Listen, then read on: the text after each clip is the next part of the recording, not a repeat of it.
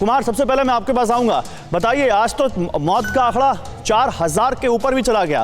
कहते ना कि एक साइकोलॉजिकल प्रेशर बनता है जब भी कोई बड़ा डेटा सामने आता है, और ये डेटा बहुत प्रेशर बना रहा है। क्या आप सरकार की तरफ से कहा जा रहा है पीक कब तक आएगी, कब ये आंकड़े कम होने शुरू होंगे?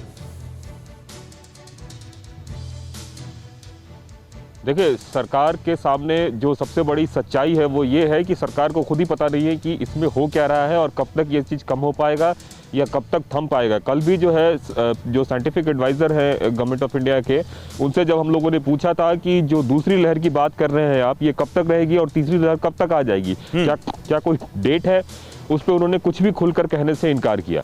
अब जो बड़ी परेशानी आ रही है गौरव, वो ये कि जिन राज्यों में हमने देखा बहुत ज्यादा केसेस आ रहे थे, वहां डेथ्स भी हो रहे थे, लेकिन अब जैसे जैसे कोरोना उन राज्यों में पहुंच रहा है जहां पे कि नए केसेस आ रहे हैं, वहां से डेथ्स ज्यादा आना शुरू हुए हैं।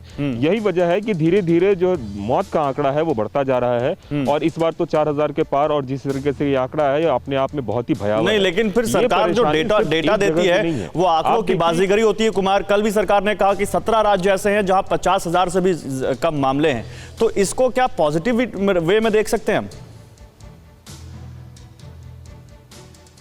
देखिए, मामले कम होना और डेथ कम होना दोनों अच्छी बात है, लेकिन डेथ कम नहीं हो रहा है गौरव, यही तो परेशानी की बात है।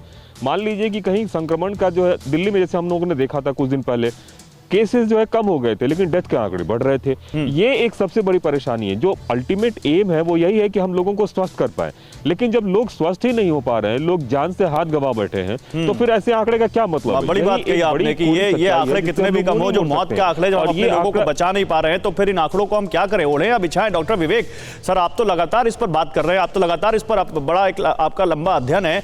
क्या लगता है ये मौत के आंकड़े क्या डराने लग गए हैं अब? दूसरी लहर में क्या हम अपने लोगों को ज्यादा खो रहे हैं, और कब ये लहर थमती दिख रही है? कुछ सही आपने कहा कि जब हम लोग पिछली बार जो लॉकडाउन था, बड़ा सुखद लॉकडाउन था। मतलब लोग दे वर एंजॉयिंग देयर, कि हम चलो घर के अंदर बैठे हुए हैं, आराम कर रहे हैं और एंजॉय अलग अलग हॉबीज कर रहे थे। इस बार का जो लॉकडाउन आया है, इसमें एक डर तो है ही है और दहशत भी है, क्योंकि एक तो दोनों बातें हैं। एक तो देखिए, एक आंकड़े आते हैं, लेकिन हर कोई भी ऐसी फैमिली नहीं है, जो मैं इसको जानता हूँ, जिसकी किसी के फैमिली, एक्सटेंडेड फैमिली में किसी की मृत्यु ना हुई हो। अब ये जो म्यूटेंट वायरस है, मैं कल डिस्कस कर रहा था अपने हॉस्पिटल, अपोलो हॉस्पिटल में, विद आवर ओन कलीग्स। ये क्या, is it a genetically engineered virus और it is a automatic mutation? This is, I am not too sure, because you see, हम लोग के mutation of the virus is a common phenomena which is happening for long time for so many viruses, जो खांसी जुकाम बुखार होता था। अब ये जो वायरस म्यूटेट हुआ है, ऑटोमेटिक म्यूटेट हुआ है, हमने कहा डबल म्यूटेट स्ट्रेन है, B167 है, this is from UK, Brazil, south Africa. वहां पे हाहाकारी ना मचा के भारत में हाहाकारी मचा रहा है, तो कुछ एक थॉट्स आते हैं कुछ की समथिंग इज डिफरेंट।